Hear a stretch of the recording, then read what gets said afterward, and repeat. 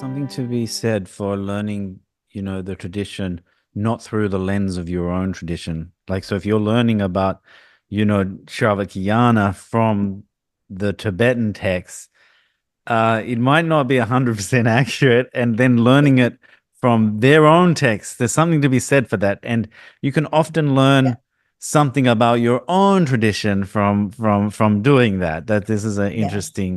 uh, interesting way to learn. And I'm wondering, when you're researching, is there anything that you came across either in the Pali tradition or the Chinese Buddhist tradition where you were like, this would be really helpful for my practice, and you sort of Oh, took it on? Like, what would might be an example of something like that? oh, for sure. Yes, I found many things like that. First of all, in the Pali scriptures, the way they talk about the disadvantages of samsara to really read the Buddha's words about that. Yeah. And some of the Buddha gave so many similes Mm, and you know to use those examples, and I found it really helped my meditation also to look at how they see selflessness mm, and how they're negating selflessness. And it's not real clear. They say a substantial self, mm. but just because you use that word, what does it really mean? Yeah. Yeah. And then you find in the Pali scriptures many of the same refutations of, the self that you find in Chandrakirti, in Nagarjuna. And it's like, oh, huh, They were this doing is this too. where those arguments came from. Yeah, Yeah. because when you study it in the Tibetan, it's just, well, Nagarjuna said this, Shantideva said that, Chandrakirti said this. And here, then you go back and, oh, there are those same refutations. Sometimes the language is a little bit different, but the meaning is exactly that.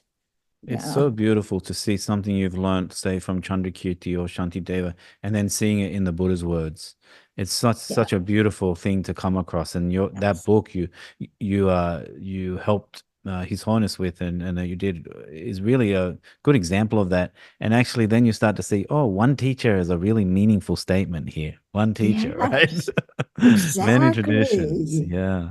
Exactly. And then what you said about seeing things from your own tradition and learning about your own tradition, and just seeing how many misconceptions there are. The Theravada people think that, Vajrayana and, of course, Mahayana aren't the Buddhist teachings. But when you see what's in Theravada and what's in Mahayana, there's so much alike. So that's then one thing. Then, of course, the Tibetans say the Theravada people are selfish. They say all the Chinese do is blank-minded meditation. And and and the Chinese think that the Tibetans just do magic. Yeah. Yes. I've had people ask me for their lucky number, and I have to say, I'm sorry, but you practice Vajrayana, don't you? Tell me my lucky number. Wow. No, I can't do that. Yeah. So just to, see how so many of these misunderstandings are totally unnecessary. And and how I think the Buddha would be very happy when he sees people from different traditions getting together and learning about each other. Yes, I think that's a good thought experiment. Thinking of when His Holiness teaches, and you see all these different traditions coming together, all the different monks and nuns from different traditions, all sitting in the one area. And often there's the Heart Sutra from all different traditions being recited. I think the Buddha would be incredibly happy with Yeah. this situation.